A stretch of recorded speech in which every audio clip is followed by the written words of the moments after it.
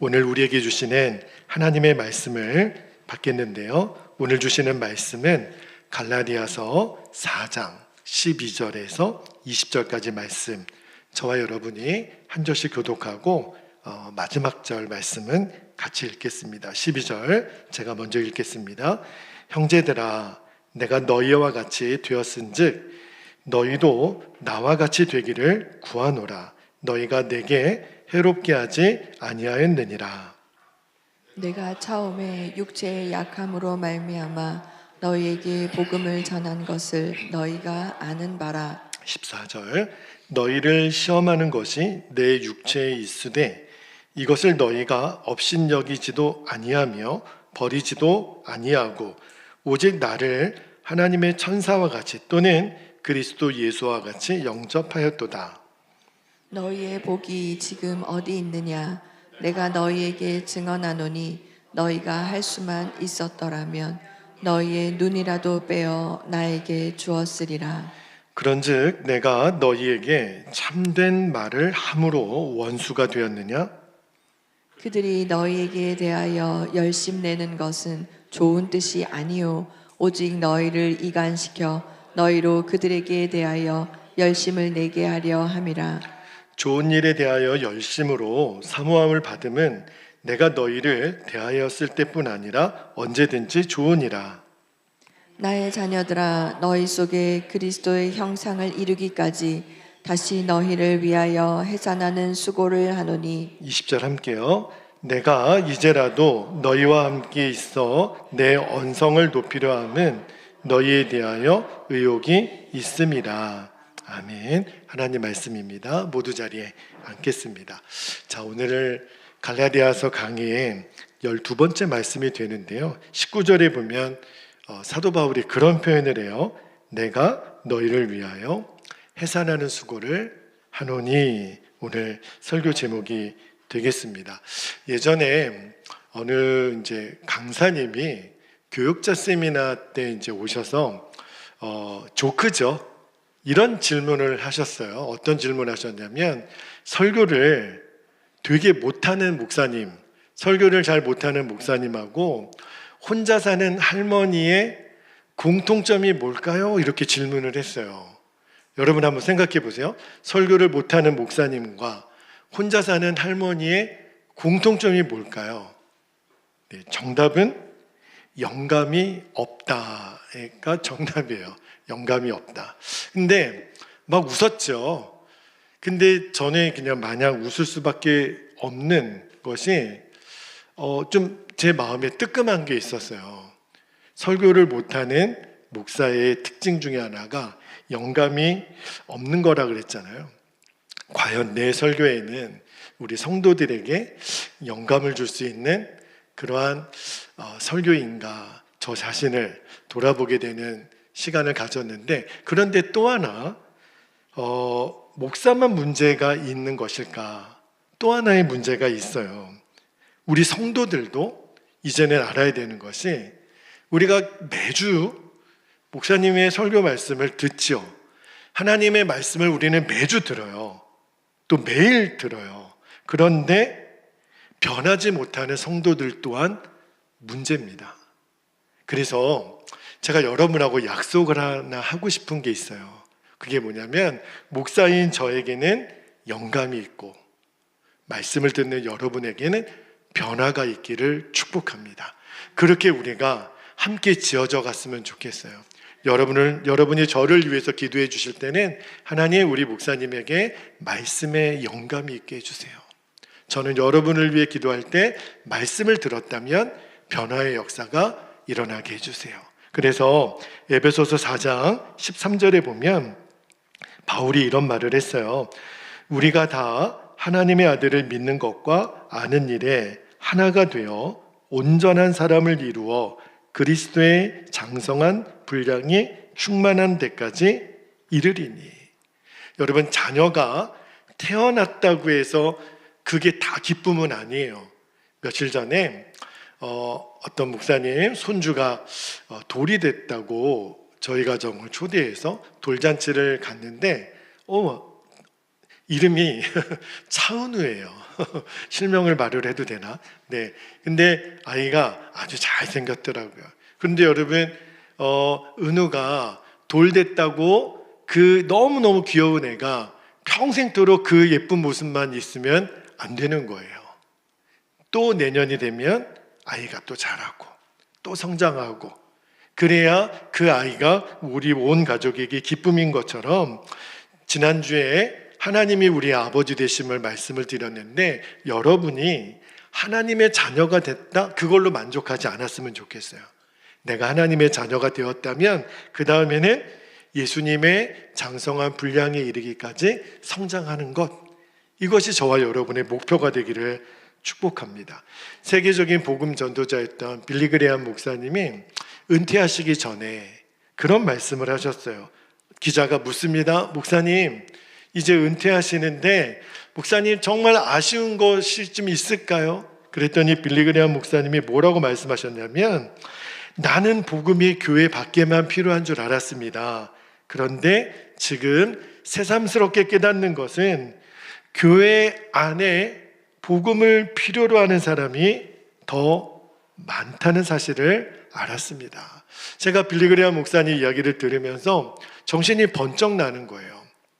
물론 예수 안 믿는 사람들에게 복음을 전하는 전도도 해야 되겠지만, 그러나 이렇게 오늘 여러분이 예배 자리에 있는 여러분 모두에게, 우리 이 자리에 예배하는 우리 성도들은 정말 복음이 분명한가, 여전히 많은 성도들 안에 복음이 필요하다라는 것을 제가 깨닫고, 앞으로 어떻게 제 목회의 역량을, 초점을 맞춰야 될까 다시 한번 생각해 보는 시간을 가졌는데, 여러분, 한 사람이 구원받아 하나님의 자녀가 되는 데는 두 단계가 있죠.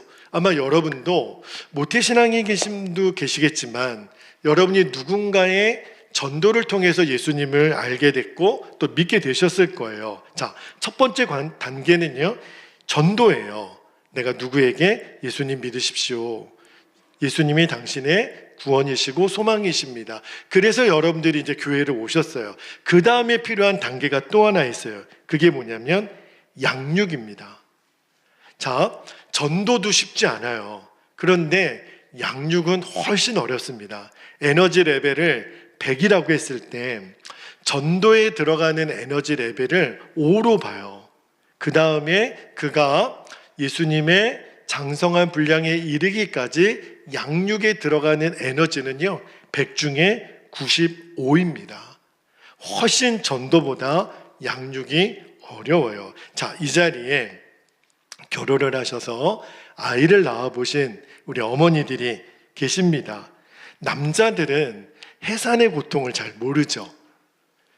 자매님들이 군대의 고통을 모르는 것처럼 우리 남자들은 애를 낳는 고통을 몰라요.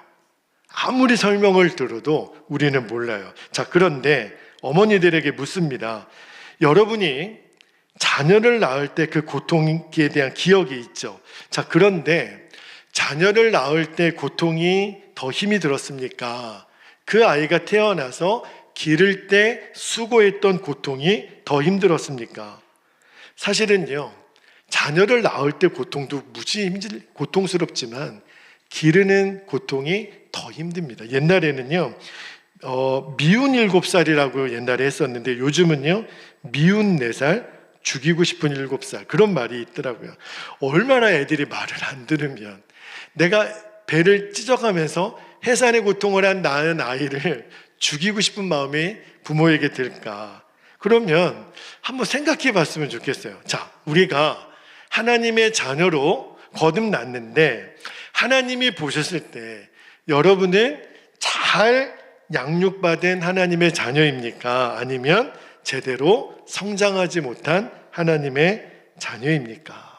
제가 왜 이 말씀을 드리냐면, 오늘 사도 바울이 굉장히 재밌는 표현을 하나 써요. 다시 해산하는 수고를 한다라는 표현을 써요. 여러분, 바울은 남자예요. 결혼을 안 했어요. 바울은 자기가 자식을 낳아본 경험이 없습니다. 그런데 다시 해산하는 수고를 했다라는 것은 해산을 몇 번 한 거예요? 2번 한 거죠. 그러면 처음 해산하는 것은 무엇이고 다시 해산하는 수고는 뭔가? 자, 처음 해산하는 수고는 바울이 처음에 예수님을 믿으라고 전도했을 때 얼마나 힘들어요? 그때 바울이 해산하는 수고를 경험했던 것 같아요. 그런데 이번에는요, 다시 해산하는 수고. 이거는요, 그 사람이 예수 그리스도의 장성한 분량에 이르기까지 자랄 때 들어가는 수고를 말해요. 여러분, 어떤 사람을 전도해서 예수님을 믿게 하는 거, 이게 굉장히 중요한 일이죠. 근데 그것과 함께 예수님의 제자로 양육하는 일. 근데 지금까지 한국교회가 이 양육하는 일을 제대로 하지 못했어요. 그냥 전도회에서 교회만 오세요. 그리고 이렇게 예배만 참석하세요. 그리고 말씀을 들으면 여러분들이 믿음이 저절로 자라게 될 거예요. 이때까지는 한국교회가 그런 줄 알았어요. 사람을 이렇게 모아놓고 설교 말씀만 잘 들으면 그 사람이 저절로 좋은 이게 성장하는 그리스도인이 될 거라고 생각했는데, 그 방법은요, 사실은 고아원에서 하는 방법이죠. 고아원에서는 부모가 많은 아이들을 한꺼번에 돌보잖아요. 많게는 10명, 20명. 그런데 가정에서는 그렇게 돌보지 않죠. 가정에서는 한 아이를 낳아서 그 아이가 성장할 때까지, 물론 이제 다자녀가 있겠지만 부모 입장에서 내가 관심을 갖는 것은 오직 한 아이예요. 그 아이가 잘 자랄 수 있도록 부모는 최선을 다해서 모든 것에 집중을 하고 젖을 먹이고 돌보죠. 사실은 교회도 그렇게 했어야 돼요. 그러니까 바울이 이 양육하는 일이 얼마나 힘드냐면 남자인데도 다시 해산하는 수고를 한다고 그렇게 썼을까? 얼마나 힘들었으면. 그러니까 처음에 바울이 갈라디아 교회 성도들에게 예수님의 복음을 전했을 때 너무너무 잘 받아들였어요. 아멘입니다. 그리고 그들이 세례를 받고 하나님의 자녀들이 됐는데, 아니 예루살렘에서 온 유대인들이 그것 갖고 부족하다. 율법을 지켜야 된다. 할례를 받아야 된다. 이것도 해야 되고 저것도 해야 되고 주일 예배 빠지면 안 되고 11조도 드려야 되고 봉사도 해야 되고 전도도 해야 되고 이런 모든 것들을 다 지켜야 하나님이 더 사랑하시는 거지. 그만 그 얘기를 듣고 갈라디아 교회 성도들이 흔들리는 거예요. 사도 바울이 기가 막힌 거예요. 내가 언제 그렇게 가르쳤냐고. 그래가지고 바울이 화가 나서 책망을 합니다. 왜 흔들리시냐고. 내가 언제 그렇게 여러분을 가르쳤냐고. 구원은 오직 예수 그리스도의 십자가 외에는 더 이상 필요한 게 없다고. 하나님의 은혜는 뭔가를 율법을 잘 지켜서 하나님의 기뻐하시는 게 아니라고 내가 그렇게 가르쳤는데 왜 이렇게 흔들리냐고 바울이 책망을 하니까 갈라디아 교회 성도들이 막 화를 내는 거예요. 처음에는 갈라디아 교회 성도들도 바울의 그 전한 복음을 듣고 기뻐했죠. 얼마나 기뻐했냐면 사도 바울을 위해서 눈도 빼줄 수 있다고 표현을 해요. 자, 15절 말씀을 한번 볼까요? 15절에 보니까 너희의 복이 지금 어디 있느냐? 내가 너희에게 증언하노니 너희가 할 수만 있었더라면 너희의 눈이라도 빼어 나에게 주었으리라. 여러분, 자, 여러분의 담임 목사인 제가 여러분에게 저를 위해서 눈 하나 빼줄 수 있겠습니까? 그럼 여러분 빼줄 수 있으시겠어요? 근데 지금 사도 바울이 이런 표현을 쓴 거는 진짜 눈을 빼줬겠습니까? 그런데 대하는 태도를 보면 목사님이 무슨 말을 해도 내가 눈을 빼줄 심정으로 사도 바울의 말을 듣고 따랐다는 뜻이잖아요. 그랬던 갈라디아 교회 성도들이 이제는 사도 바울을 원수처럼 대한다는 거예요. 왜? 목사님이 우리에게 잔소리하시고 쓴소리하시고 잘못됐다고 책망하시니까. 그래서 지금 16절을 보면 16절 볼게요. 그런즉 내가 너희에게 참된 말을 함으로 원수가 되었느냐? 아니 세상에 눈도 빼어주겠다고 그래놓고 지금 막 사도 바울을 원수처럼. 왜요? 참된 말을 했기 때문에. 갈라디아 교회 성도들에게 진짜 참 복음을 가르쳤다는 이유만으로 싫은 거예요. 목사님이 입 바른 소리 한다고, 우리를 책망하신다고. 저는 이 말씀을 읽다가 너무너무 고민이 되고 너무너무 제 마음에도 바울의 심정이 이해가 됐어요. 어떤 면에서 그러냐면, 여러분, 부모도 말입니다. 때로는 자녀들이 잘못된 길을 걸어갈 때 이것이 틀렸다고 말을 해줄 수 있는 때가 필요하죠. 다 자녀들이 좋다고 원한다고 다 들어줄 수는 없는 거죠. 공감하십니까? 목사들도 똑같아요. 10손가락 깨물어서 안 아픈 손가락이 없듯이 저는 이 자리에 앉아있는 오늘 온라인으로 예배하는 우리 모든 성도들을 다 동일하게 사랑합니다. 그런데 사랑하기 때문에 간혹 어떤 성도들은, 어떤 청년들은 하나님이 기뻐하시는 대로 기도하고 제가 살펴보면 걸어가지 못하는데 내버려 둘 수는 없는 거죠. 뻔히 지금 이대로 살면, 이대로 가면 큰일 날 위험의 소지가 다분한데, 목사인 제가 그냥 적당히 하시고 교회만, 주일날 교회만 빠지지 말고 오시면 되세요. 이러면 진짜 목사 아니죠. 지금 뻔히 이대로 살면 이분 큰일 나시는데. 그래서 목사인 저에게도 때로는 여러분들을 위에서 책망하고 바로 잡아주는 일이 필요해요. 그런데 그게 쉽지 않습니다. 우리 아이들은요, 부모님이 이렇게 해, 이거는 하지 마, 이러면 뭐라고 반응하는 줄 아십니까? 내가 알아서 할게요. 내가 알아서 할 텐데 왜 이래라 저래라 얘기하시느냐고. 자녀들이 부모에게 대하는 가장 많은 말이 뭐냐면 내가 알아서 할게요. 자, 부모된 여러분, 자녀들이 내가 알아서 할게요 그러면은 부모님 여러분들은 그래, 네가 나보다 똑똑하고 공부도 더 많이 했으니 네가 알아서 해라, 그렇게 하고 싶지만 인생을 살아본 부모 입장에서는 뻔히 그렇게 하면 안 된다라는 걸 알기 때문에 아이가 싫어할 줄을 알면서도 한 번 더 말하게 되고 한 번 더 고민하게 되고 하잖아요.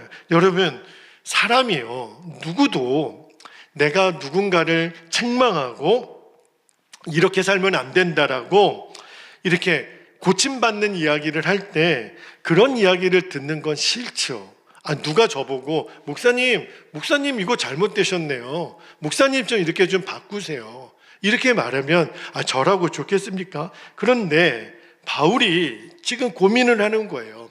아무리 생각해도 갈라디아 교회 성도들을 이대로 두면 안 되겠는 거예요. 왜요? 영적으로 잘못되어 가고 있으니까. 복음을 떠나서, 은혜를 떠나서 자꾸 율법주의로 가니까 바울이, 자, 20절 말씀 볼게요. 20절 말씀에 내가 이제라도 너희와 함께 있어 내 언성을 높이려 하면 너희에 대하여 의욕이 있습니다. 여러분, 사람이 처음에는 조근조근히 말을 하는데도 말을 안 들어요. 그러면 어떻게 반응이 달라지죠? 목소리 톤이 올라갑니다. 하지 마. 그러다가 하지 말라 그랬지. 그러다가 그 다음은 여러분 상상에 맡길게요. 목소리의 언성이 톤이 엄청 올라가요. 지금 바울도 그랬다는 거예요. 내가 왜 여러분에게 이렇게 목소리를 높이는지 아십니까? 여러분에게 의욕이 있습니다. 그러니까 바울이 너무 답답한 거예요. 자, 그런데 오늘 설교의 핵심이 여기서 나옵니다. 바울은 언성만 높이는 것으로 끝낸 게 아니에요. 바울이 뭘 깨달았냐면 진짜 양육은요, 말로만 해서는 안 된다라는 것을 깨닫습니다. 그래서 바울이 다시 너희를 가르치고 너희를 책망하겠다고 하지 않고 오늘 요절 말씀에 19절 말씀을 다 같이 한번 읽어볼게요. 19절 시작. 나의 자녀들아, 너희 속에 그리스도의 형상을 이루기까지 다시 너희를 위하여 해산하는 수고를 하노니.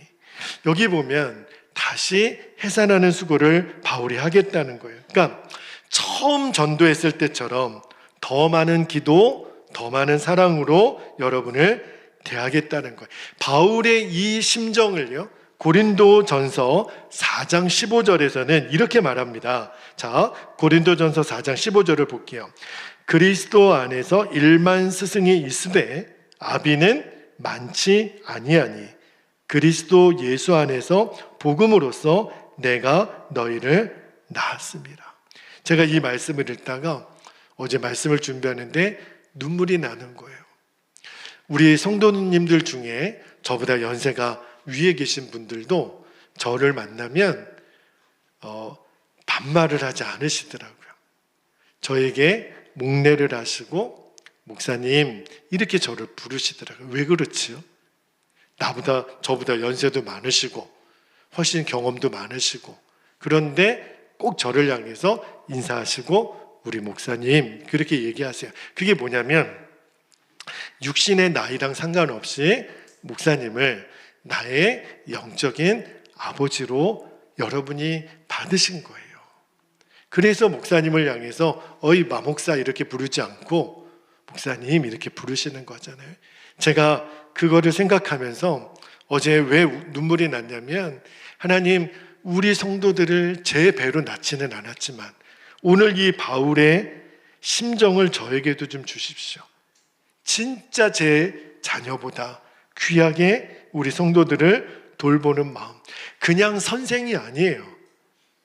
목사는 성도들의 아버지로 부르셨다는 거예요. 그래서 자식을 사랑하는 마음으로 성도들을 대하겠다. 그 심정인 거예요. 다시 해산하는 수고를 하겠다는 것은 여러분 양육은요 이렇게 하는 거더라고요. 자녀들에게 말로만 가르치고 야단만 친다고 아이들이 말을 듣지를 않아요. 자녀들은요 부모가 야단치고 말하면 또 잔소리한다고 생각합니다. 왜 그럴까요? 다시 해산의 수고가 아니니까. 어느 교회에 장로님 아들이 이제 10대 때 늦둥이가 태어났는데 10대 아이가 말을 너무너무 안 듣는 거예요. 그러다가 술, 담배를 하기 시작했고 나중에 가출을 했습니다. 여러분 장로님 아들이 가출하면 장로님이 얼마나 마음이 아프겠어요. 그래서 목사님 찾아와서 목사님 제가 저희 아이 때문에 교회를 못 다니겠습니다. 저희 아이를 설득시켜 주십시오. 그래가지고 목사님이 그 가출한 아이를 붙잡아가지고 상담을 했어요. 그래가지고 어떤 말씀을 읽어줬냐면 야, 너 이 녀석아 너 이렇게 방황하면 어떡해. 그러면서 누가복음 15장 말씀을 읽어주면서 야, 너 탕자가 집에 돌아갔을 때 아버지가 어떻게 했는 줄 알아? 그 탕자를 위해서 씻겨주고 반지 사주고 새 옷 사주고 송아지 잡아주고 그랬어. 너 얼른 집으로 들어가. 성경 말씀을 읽어준 거예요. 그래가지고 아이가 이제 집으로 돌아갔어요. 근데 몇 주가 지난 다음에 그 아이를 다시 만났습니다. 야, 너 아버지가 따뜻하게 맞아줬지? 그랬더니 그 아이가 목사님 저 죽도록 맞았어요. 송아지를 잡아주기는커녕 저를 잡아서 송아지한테 주시려고 하던데요. 그래가지고 장로님을 불렀어요. 장로님, 성경 말씀대로 하셔야죠. 이렇게 애를 죽도록 때리면 어떡합니까? 여러분, 신앙의 부모라면 먼저 부모가 성경적으로 행동을 해야죠.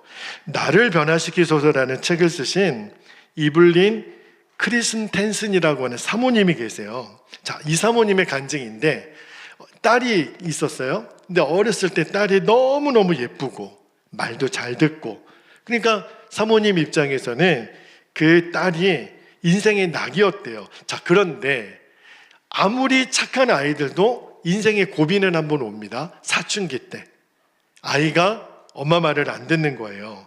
반항을 하고 엄마가 뭐라고 얘기를 하면 그게 잔소리로 들리는 거죠. 엄마는 왜 이것하고 저거는 하지 말라고 왜 그렇게 잔소리가 많으냐고 그러면서 결정적인 말을 합니다. 엄마, 나 혼낼 때 엄마 거울 좀 봐봐. 엄마 마귀 할멈 같아.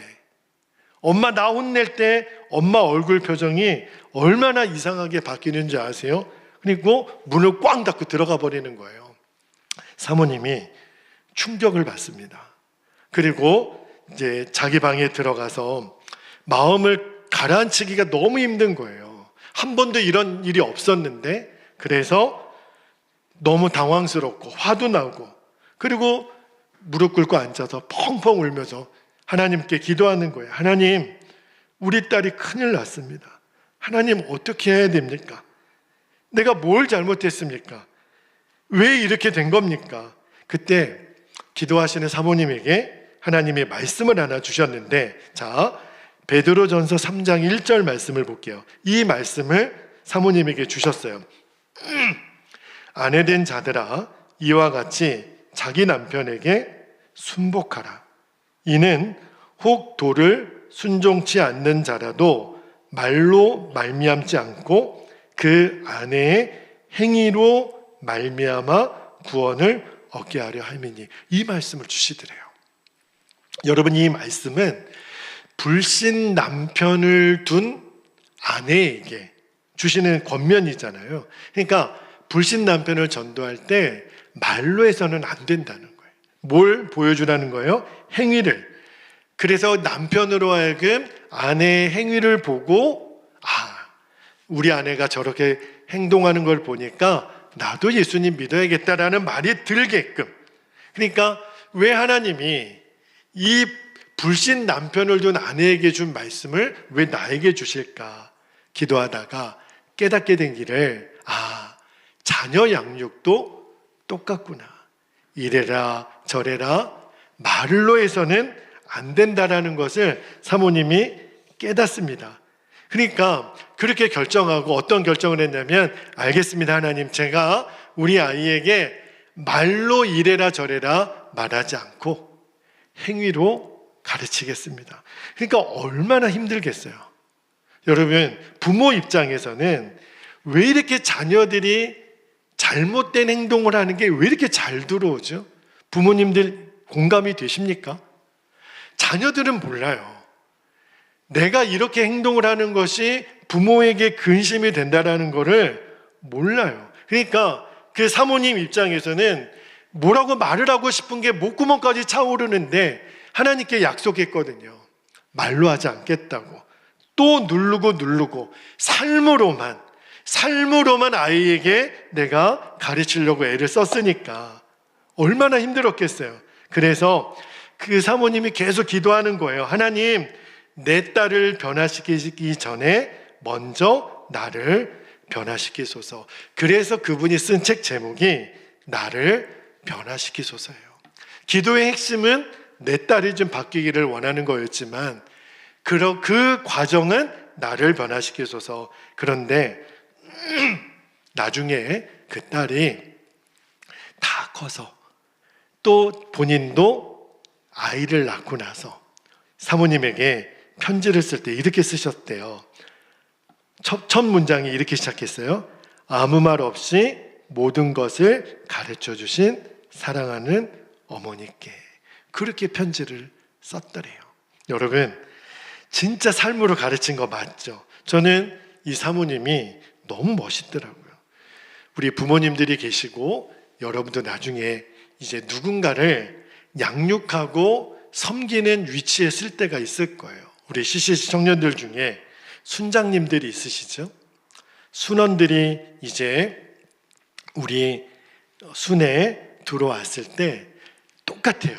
원리는. 아무리 말을 해도 그것이 그 사람을 변화시키는 역할은 100%로 보면 5%도 안 돼요.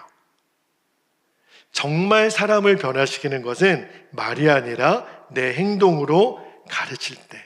그렇죠? 여러분, 우리 마음에는 아니 말을 해도 안 듣는데 행동으로 아이가 바뀌겠나?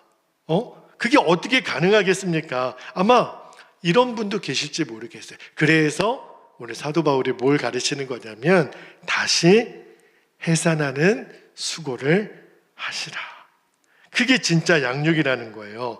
저희 교회에 주보의 뒤에 보면 새가족들은 반드시 1:1 양육을 10주 동안 가지셔야 저희 교회 성도님이 되신다라고 하는 안내가 되어 있어요. 자, 여러분 1:1 양육을 하는 이유는요, 여러분에게 또 한 번 어떤 성경 공부를 하는 그런 과정이 아니에요. 자, 1:1 양육을 해보신 분들은 다 경험을 하셨겠지만 그냥 뭘 가르치는 게 아니라 그냥 읽기만 하면 돼요.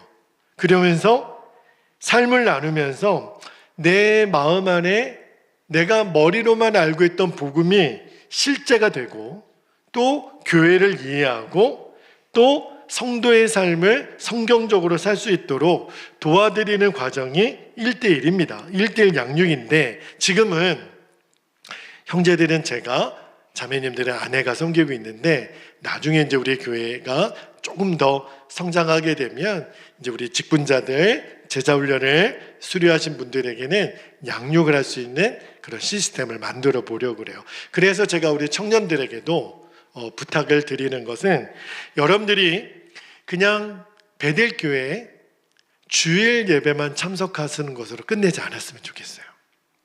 이제는 결단을 하셔서 누구라도, 목사님 그러면 제가 정말 복음의 기초 위에 다시 한번 서겠고 하나님 말씀으로 예수님의 제자됨을 제가 시작해 보겠습니다. 그런 결단이 서신 형제 자매들은 저에게 얘기를 해주세요. 여러분에게 놀라운 은혜의 눈이 열릴 거예요. 양육은요, 아까 빌리그레암 목사님이 그랬잖아요. 평생을 전도자로 살아보니까 복음이 진짜 필요한 사람은 교회 바깥에 있는 사람이 아니고 교회 안에 있는 사람이더라는 거예요.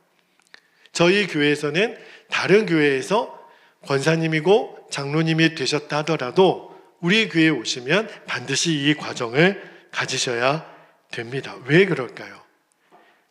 예수님을 믿고 얼마 안 된 새가족뿐만 아니라 예수님 오래 믿은 기존의 성도들에게도 이 양육은 너무 필요한 거예요. 그 증거가 뭐냐면, 사도 바울이 이 편지를 갈라디아 교회 새가족들에게 쓴 게 아니에요.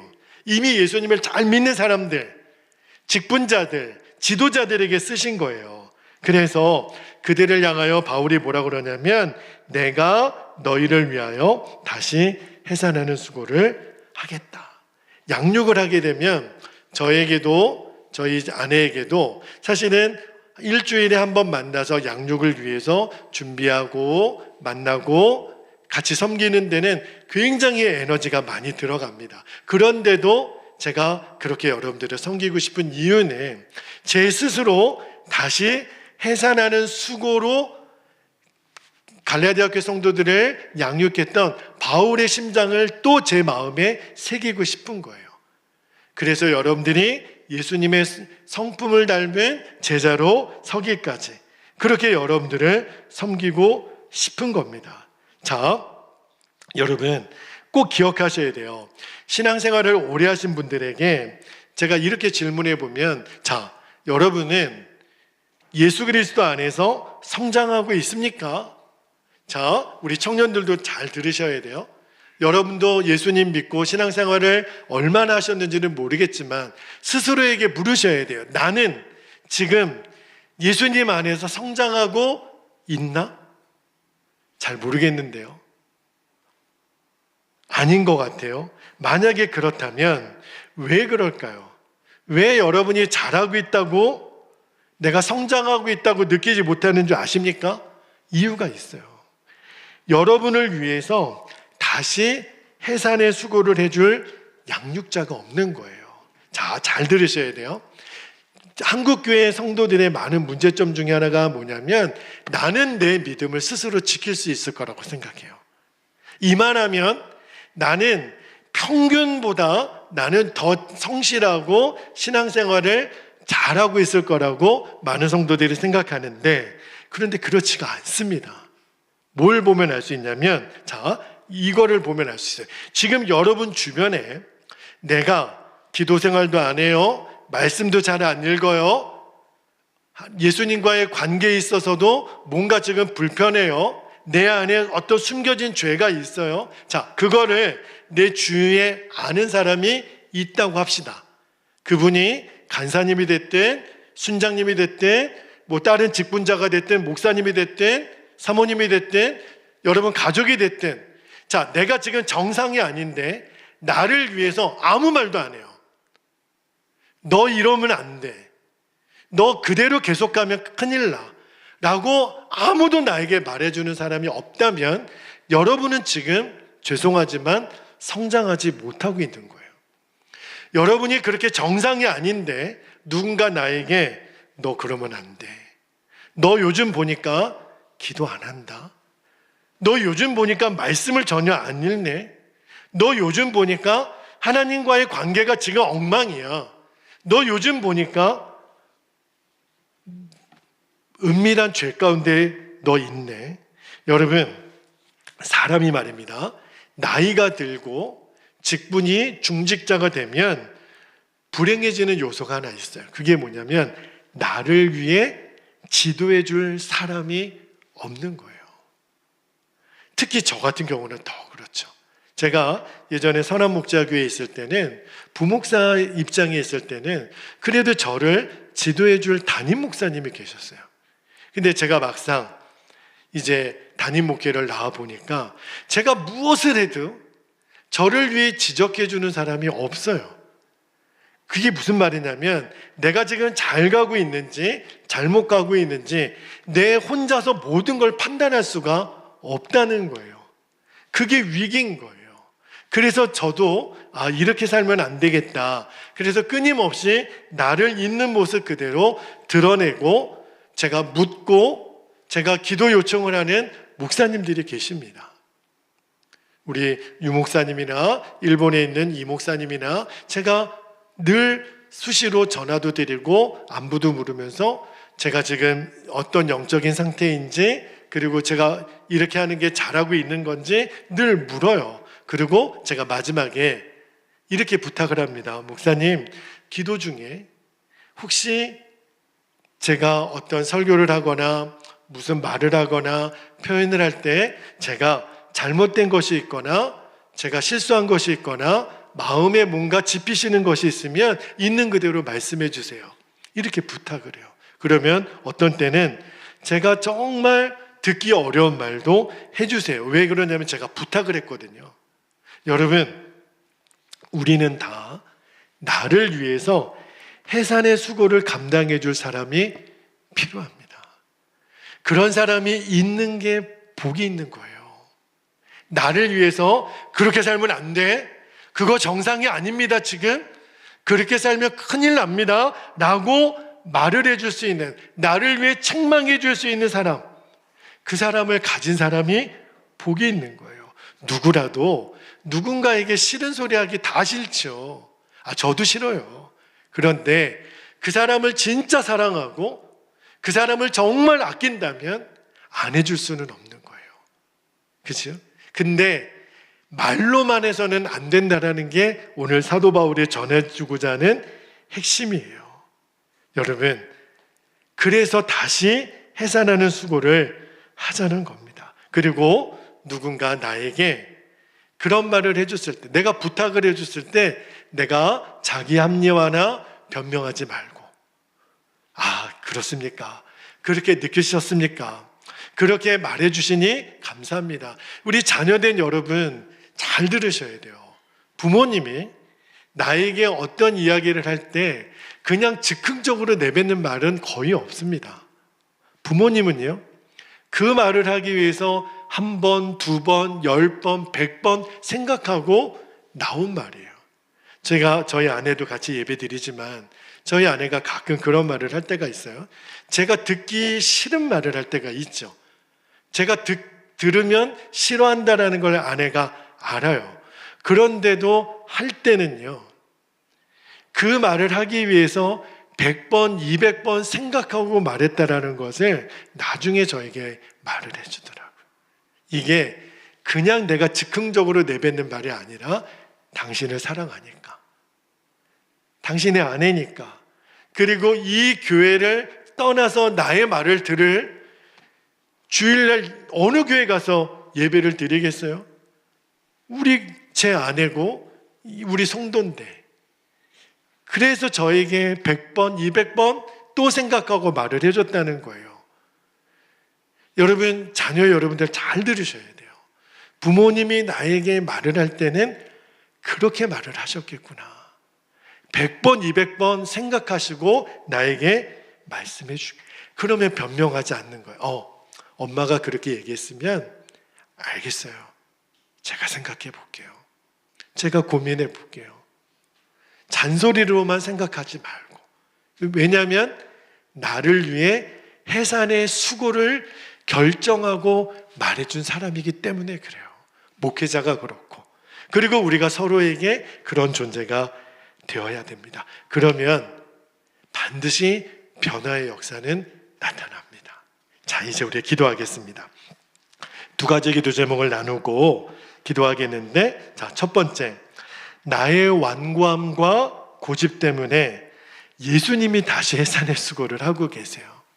여러분, 그 마음을 알아야 됩니다. 그래서 오늘 우리에게 회개와 기도의 영을 주시도록 기도했으면 좋겠고요. 두 번째는 내 안에 있는 자기 기만이 있어요. 이만하면 나는 괜찮다고 하는 거, 자기 기만입니다. 그리고 교만이에요. 그거를 꺾어야 됩니다. 그리고 하나님, 저에게도 해산의 수고를 감당해 줄 양육자를 붙여주세요. 그분이 선배든 목회자든 부모님이든 친구든 나보다 나이가 어려도 괜찮아요. 나를 위해 해산하는 수고를 감당해 줄 양육자가 나에게 있고, 또 내가 누군가에게 그런 양육자가 되게 해주시도록 우리가 허락하신 기도 제목을 붙잡고 주님의 이름을 간절히 부르고 통성으로 기도하겠습니다. 주여